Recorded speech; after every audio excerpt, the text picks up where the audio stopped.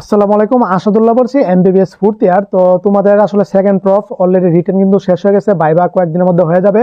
তো অনেক মেডিকেলে হয়তো হয়ে গেছে। তো আসলে সেকেন্ড প্রফ মানে এটা আসলে অনেক ইজি, আবার আসলে অনেক কঠিনও।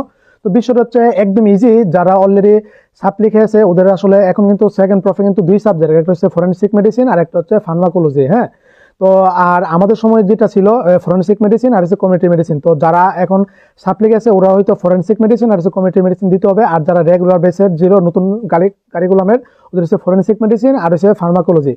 তো সেকেন্ড প্রফ কিভাবে তুমি পাস করতে পারো, আমি নিজেও সেকেন্ড প্রফ আলহামদুলিল্লাহ এক টার্মসে পাস করেছি।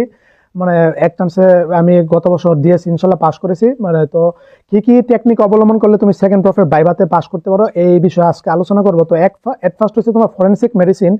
ফরেনসিক মেডিসিনে তোমার ভাইভাতে পাস করার জন্য অবশ্যই অবশ্যই তোমার আসলে এখানে ডিপার্টমেন্ট থেকে কাট প্রশ্ন দিয়ে দিবে। এগুলি যদি তোমাদের ডিপার্টমেন্ট থেকে দিয়ে দেয় তাহলে ওইগুলি ভালোভাবে পড়বা, ওইগুলি এক্সটার্নাল ইন্টারনাল স্যার তুলবে উঠাবে। তো ওইগুলো তো ভালোভাবে পড়তে হবে। হ্যাঁ, এগুলি তোমাকে তুলবে, ওইখানে 10টা প্রশ্ন থাকবে, এগুলি তোমাকে জিজ্ঞাসা করবে। এগুলি দেখে ইনশাল্লাহ তুমি 5 6 7টা পর্যন্ত বলতে পারলে তুমি ইনশাল্লাহ ফার্স্ট প্রো মানে সেকেন্ড প্রফ পাস। হ্যাঁ, ফরেনসিক মেডিসিনে পাস। হ্যাঁ, তারপর আরেকটা বিষয় লক্ষ্য করবা, তুমি যে ফরেনসিক মেডিসিনের যে রিটেন প্রশ্ন পরীক্ষা দিছো ওই প্রশ্নটা ভালোভাবে সলভ করবা।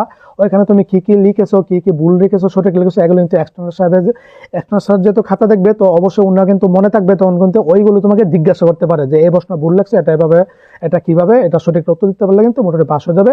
তাছাড়া তোমাকে এক্সটার্নাল ইন্টারনাল চাইলে কিন্তু মনের মতো করে প্রশ্ন জিজ্ঞাসা করতে পারে, আহামরি কঠিন প্রশ্ন জিজ্ঞাসা করবে না, ইজি প্রশ্ন জিজ্ঞাসা করবে। বিশেষ করে ফরেনসিক মেডিসিনের ডেফিনেশনগুলি কিন্তু তোমার ভালোভাবে পারতে হবে। তারপরে সেখানে বিভিন্ন পয়জনের আছে, পয়জনের ক্রাইটেরিয়াগুলি পারতে হবে।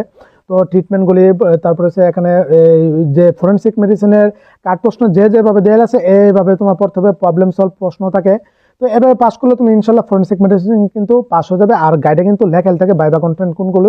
আর মোট কথা হচ্ছে তোমার বক্স প্রশ্ন প্রফের আর হচ্ছে তোমার রিটেন প্রশ্ন, এগুলি পড়লে মোটামুটি পাস। আর গাইডে তো তোমার লেখাই আছে ভাইবার জন্য কোনগুলি পড়তে হবে জানতে হবে।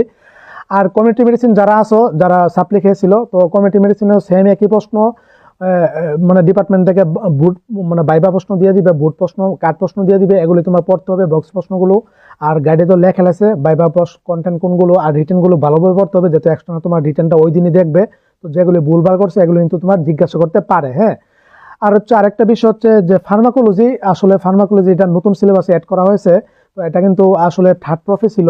তো ফার্মাকোলজি আসলে এখানেও তোমার মানে বুট প্রশ্নগুলি তোমাকে মানে দিয়ে দিবে, মানে বক্স প্রশ্নগুলি, এমনকি কাট প্রশ্নগুলি তোমার ডিপার্টমেন্ট থেকে তোমাকে হয়তো দিয়ে দিয়েছে, এগুলি ভালোভাবে সলভ করবে, এগুলি তুলবে।